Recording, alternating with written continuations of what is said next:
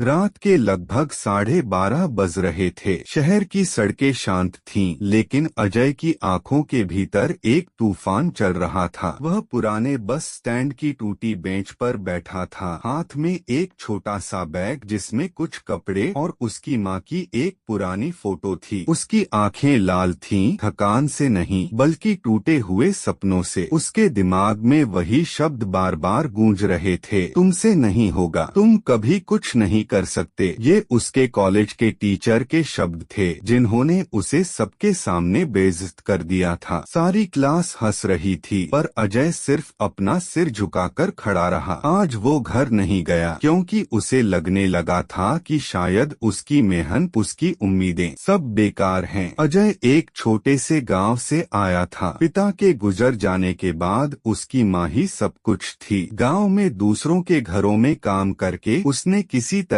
अजय को शहर पढ़ने भेजा था। माँ हमेशा कहती थी, बेटा हार मत मानना, तू नहीं जीतेगा तो मेरी जिंदगी भी हार जाएगी। लेकिन आज जब वह बस स्टैंड पर बैठा था, उसे लग रहा था कि शायद वो वाकई हार गया है। तभी उसके बगल में एक बुजुर्ग आकर बैठे, चेहरे पर मुस्कान, हाथ में पुरानी लकड़ी की छड़ी। उन्होंने पूछा, बेटा इस वक्त यहाँ क्यों बैठे हो, घर नहीं जाओगे? अजय बोला, कहाँ जाऊँ, मैं खुद से हार गया हूँ। बूढ़े ने कहा, जिंदगी में लोग हजार बातें बोलेंगे, पर हार तुम तभी मानते हो जब तुम खुद मान लो। अजय उनकी बातों को हल्के में लेना चाहता था, पर उनके बोलने का तरीका कुछ अलग था, जैसे वो उसके भीतर के डर को समझ रहे हों। उन्होंने कहा, बेटा मैं भी कभी तुम्हारी हालत में था। सब कहते थे कि मैं जिंदगी में कुछ नहीं कर पाऊंगा, लेकिन मैंने एक आखिरी कोशिश की और वही कोशिश मेरी पूरी दुनिया बदल गई। अजय चौंक कर उनकी तरफ देखता रहा। आखिरी कोशिश, क्या वाकई फर्क पड़ता है? बूढ़े ने कहा, अक्सर आखिरी कोशिश ही वो होती है जो इंसान को वहाँ पहुँचा देती है जहाँ उसके सपने भी नहीं पहुँचते। अजय इससे पहले कुछ कहता, उसका फोन बस उठा। स्क्रीन पर लिखा था, माँ कॉलिंग। उसका दिल भर आया। उसने कॉल उठाई। माँ ने पूछा, बेटा खाना खा लिया? आज बहुत थक गई हूँ, पर तू ठीक है ना? अजय बोला, हाँ माँ मैं ठीक हूँ। माँ ने कहा, बेटा भगवान सब ठीक करेगा, बस तू हार मत मानना, तू मेरी आखिरी उम्मीद है। आखिरी उम्मीद, ये शब्द उसके दिल में गहरे उतर गए। उसने फोन काटा और उसी पल महसूस किया कि वो अपनी माँ की उम्मीद नहीं तोड़ सकता। वह उठा और बोला, साहब मैं कोशिश करूँगा, आखिरी नहीं,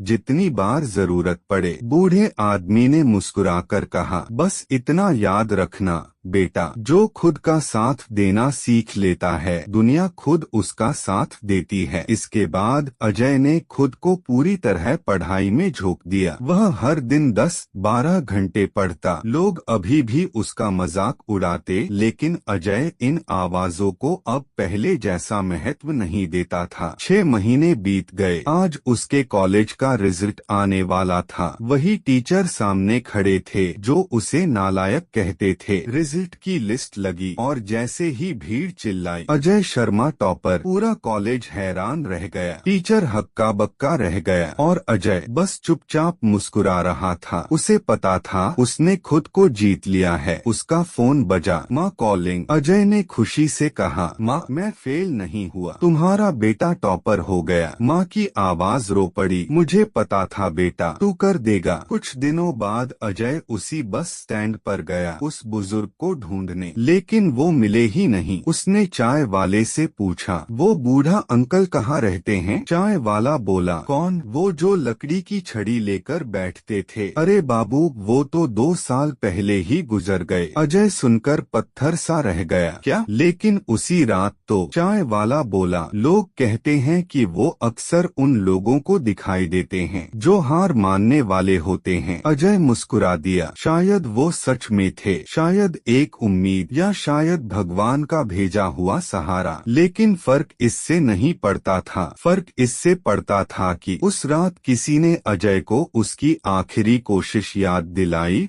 और वही कोशिश उसकी जिंदगी बदल गई। आपको यह कहानी प्रेरणादायक लगे तो वीडियो को जरूर शेयर करें। हर कहानी में छुपा है एक सबक। जुड़िए कृष्णवेर्स एआई के साथ।